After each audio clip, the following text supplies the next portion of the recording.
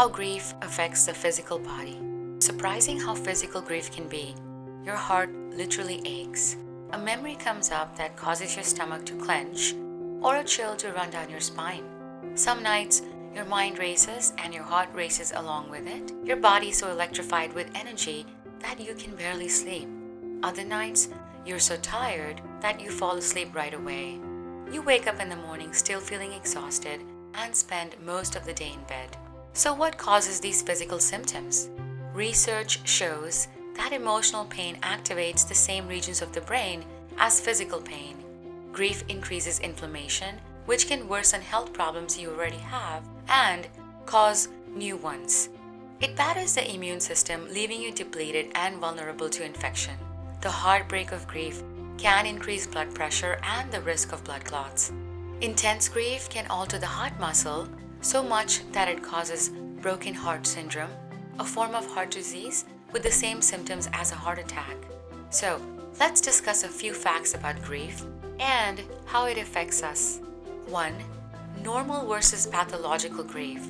Depression is not a normal part of grief, but a complication of it.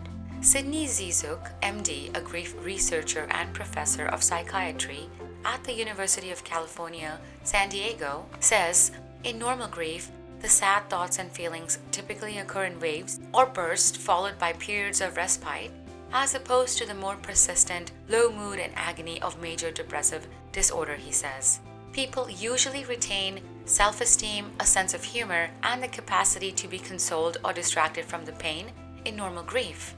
While people who are depressed struggle with feelings of guilt and worthlessness and a limited ability to experience or anticipate any pleasure or joy. Complicated grief differs from both depression and normal grief. M. Catherine Scheer, MD, a professor of psychiatry at Columbia University School of Social Work and director of its Center for Complicated Grief, defines complicated grief as a form of persistent, pervasive grief that does not get better naturally. It happens when some of the natural thoughts, feelings, or behaviors that occur during acute grief gain a foothold and interfere with the ability to accept the reality of the loss. 2. How does avoidance harm your health? Margaret Strobe, PhD, a bereavement researcher and professor of clinical psychology at Utrecht University, says that recent research has shed light on many of the cognitive and emotional processes underlying complications in grieving, particularly rumination. Research also shows that rumination or repetitive negative self-focused thought is actually a way to avoid problems. People who ruminate shift attention away from painful truths by focusing on negative material that is less threatening than the truths they want to avoid. Rumination and other forms of avoidance demand energy and block the natural abilities of the body and the mind to integrate new realities and heal. Research by Strobe and others shows that avoidance behavior makes depression, complicated grief, and the physical health problems that go with them more likely. Efforts to avoid the reality of loss can cause fatigue, weaken your immune system, cause inflammation, and prolong other ailments. 3. How do role adjustments affect your health? When someone close to you dies, your social role changes too. This can affect your sense of meaning and sense of self. Caregivers, especially close family members, face complicated role adjustments. The physical and emotional demands of caregiving can leave them feeling depleted even before a loved one dies.